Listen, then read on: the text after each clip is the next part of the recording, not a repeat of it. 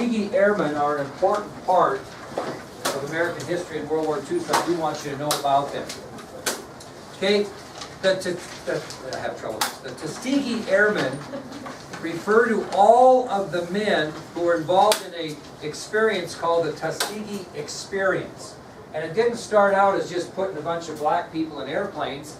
It turned out to be kind of an experiment. It was called the Tuskegee Experience. So the Tuskegee Airmen refers to all the men involved in this so-called Tuskegee Experience that was done during World War II. And it was the Army Air Corps program that decided to train African Americans to fly and maintain combat aircraft during World War II. It was the Army Air Corps who made the decision to train African Americans to fly and maintain combat aircraft during World War II.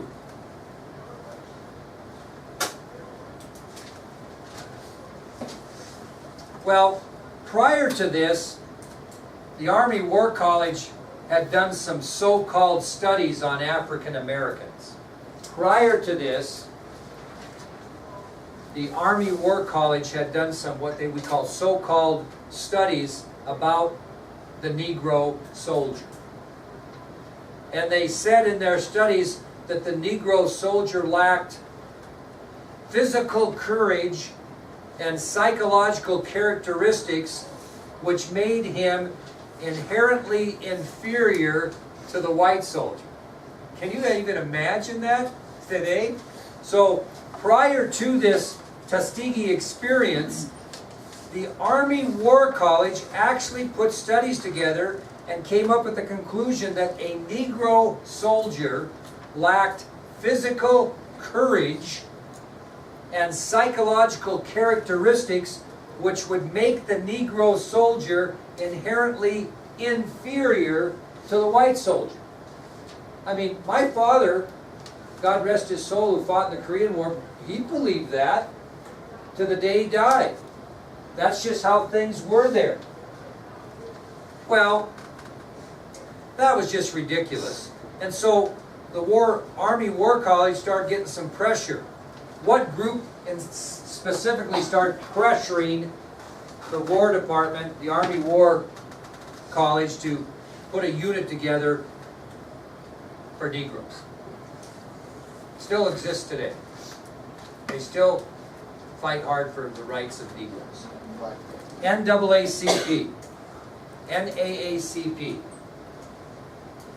National Association of the Advancement of Colored People, if you care.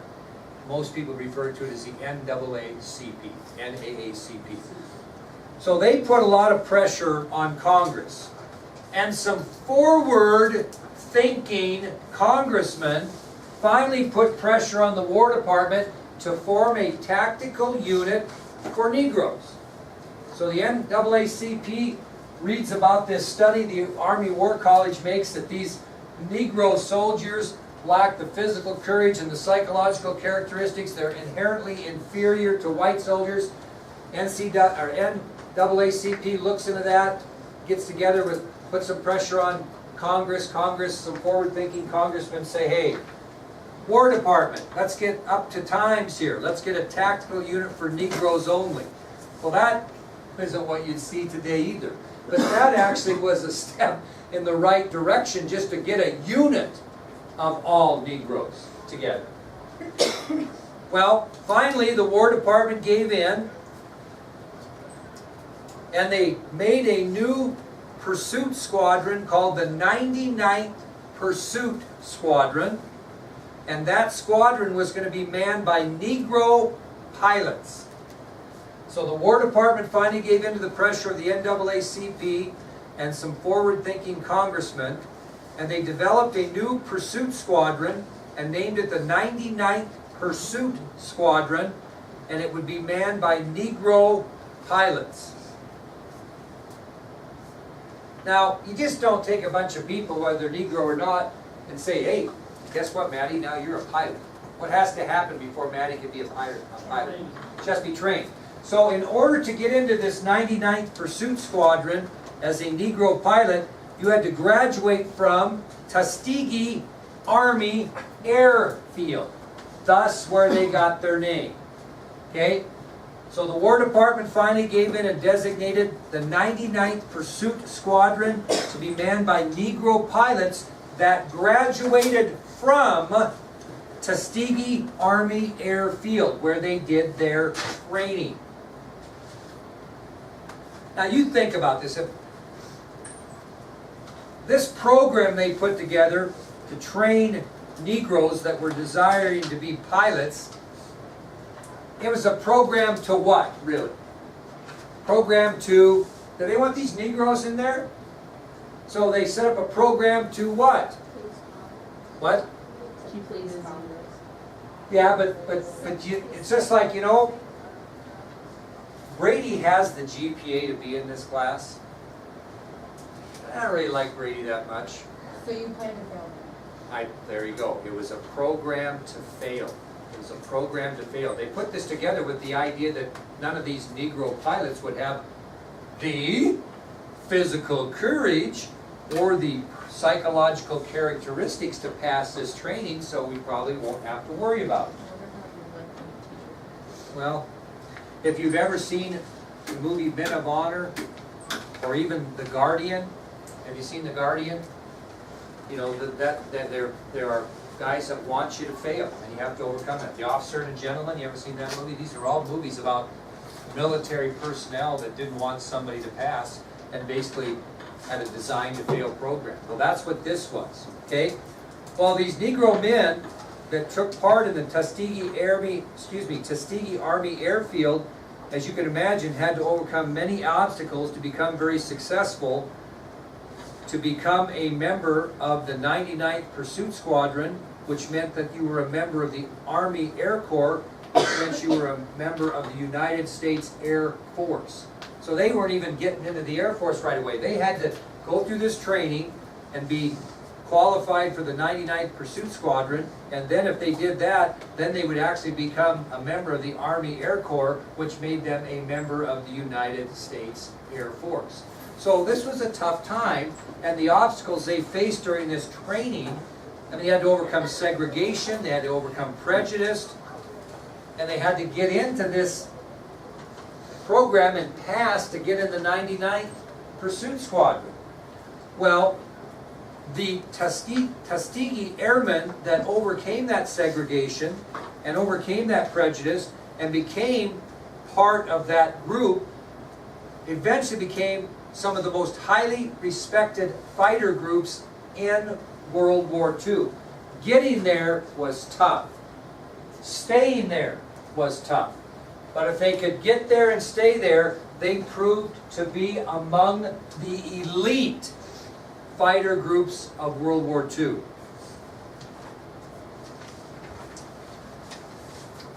So what did these African American pilots prove? They proved not only they could fly and maintain sophisticated combat aircraft, but they did have the physical courage to be successful. They did have the psychological characteristics to be successful. They could fly these sophisticated, at the time, combat aircraft. And their success led to President Harry Truman taking a step that no one thought would ever happen at this time in history, and that was what? Full what?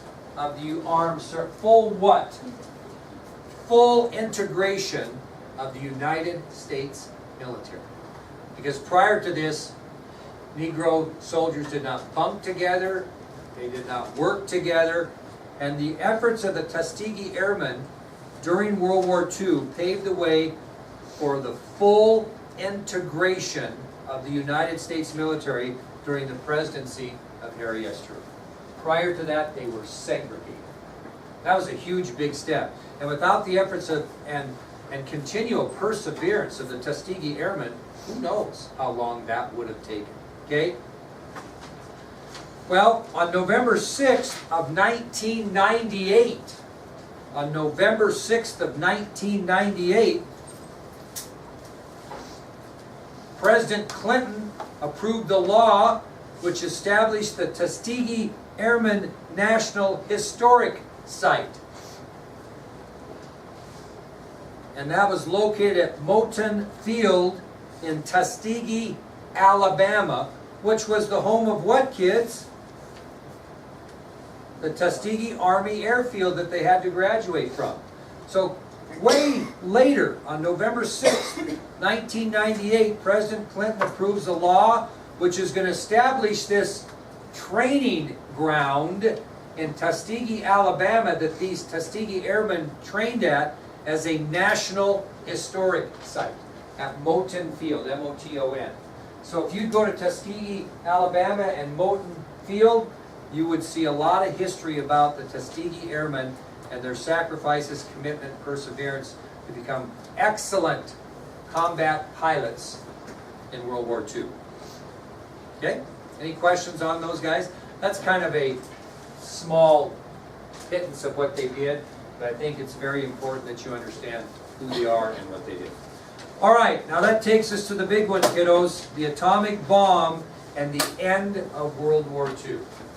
We got it set up, don't we, Macklin? Yep. We have taken Iwo Jima and the airfields there. We have taken Okinawa, just 300 miles from the coast of Japan. And we're ready to invade Japan in general.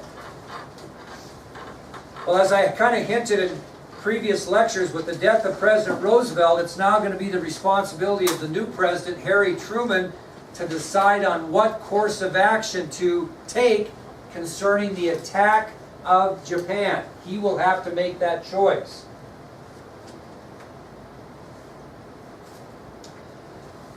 So he doesn't make the decision himself. He consults his advisors, he consults his military leaders and generals, and he makes what will go down in world history as an incredibly historic decision.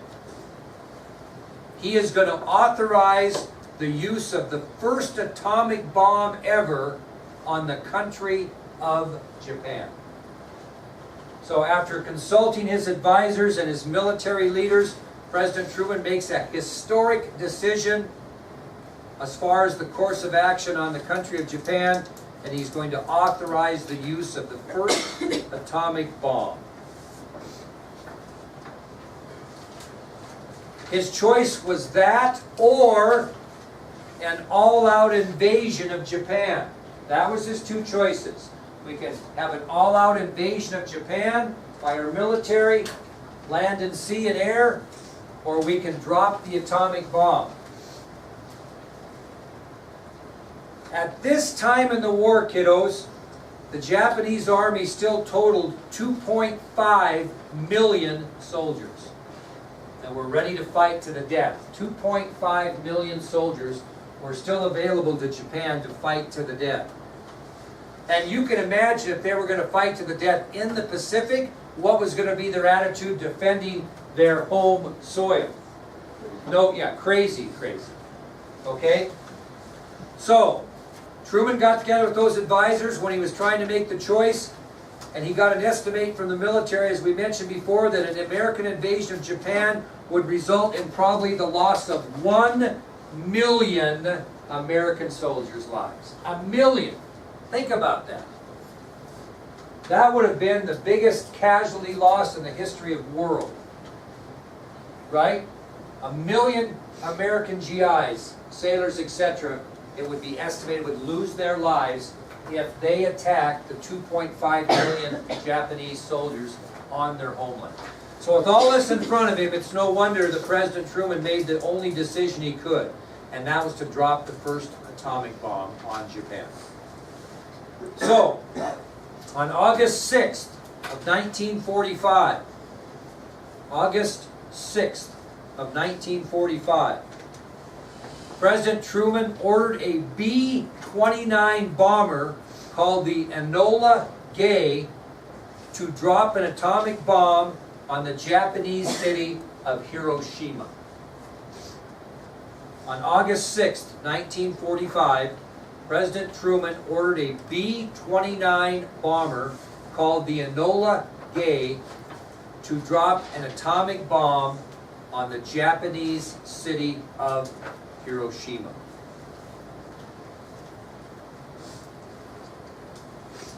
That B-29 bomber, which was carrying 20,000 tons of TNT, was piloted by Paul W. Tibbets. It was piloted by Paul W. Tibbets. So again, on August 6, 1945, President Truman orders a B-29 bomber called the Enola Gay to drop an atomic bomb on the Japanese city of Hiroshima. The bomber, which was piloted by Paul W. Tibbets, carried 20,000 tons of TNT. The atomic bomb dropped on Hiroshima destroyed 80% of the buildings in that city. That bomb destroyed 80% of the buildings in that city, killing approximately 100,000 people, most of them instantly. The atomic bomb dropped on Hiroshima destroyed 80% of the buildings in that city, killing approximately 100,000 people, most of those instantly. 16 hours later, President Truman called upon the Japanese government to surrender. 16 hours later, President Truman called upon the Japanese government asking for their unconditional surrender.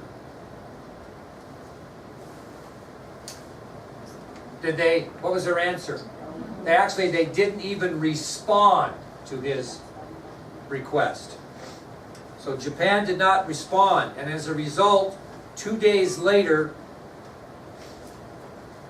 on August 9th, 1945, this would be 2 days later after he asked them to surrender, not after the first bomb, a second atomic bomb was dropped by another B-29 bomber called the Bockscar on the city of Nagasaki. So 16 hours after the bombing of Hiroshima, President Truman called upon the Japanese government to surrender. Japan did not respond, and 2 days after his request, on August 9th, 1945, a second atomic bomb was dropped by the Bockscar, a B-29 bomber, on the city of Nagasaki. An additional 40,000 people were killed in that blast. An additional 40,000 people were killed in that blast.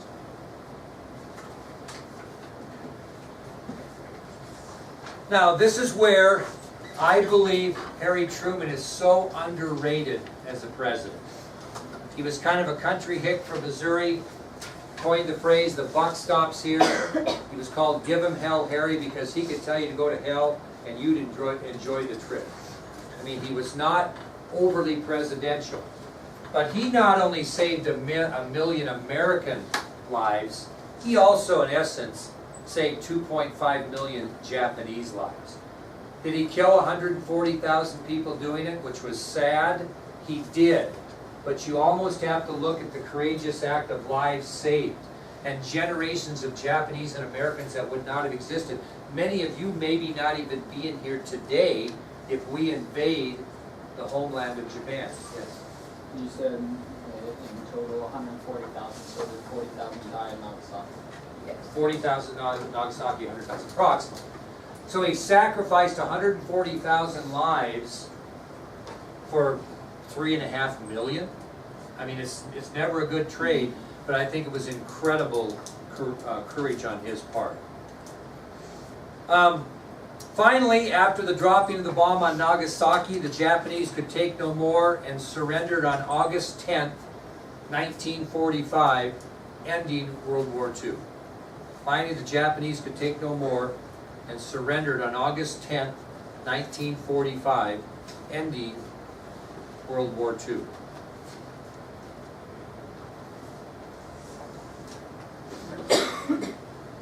August 10th. 4 days later, on August 14th,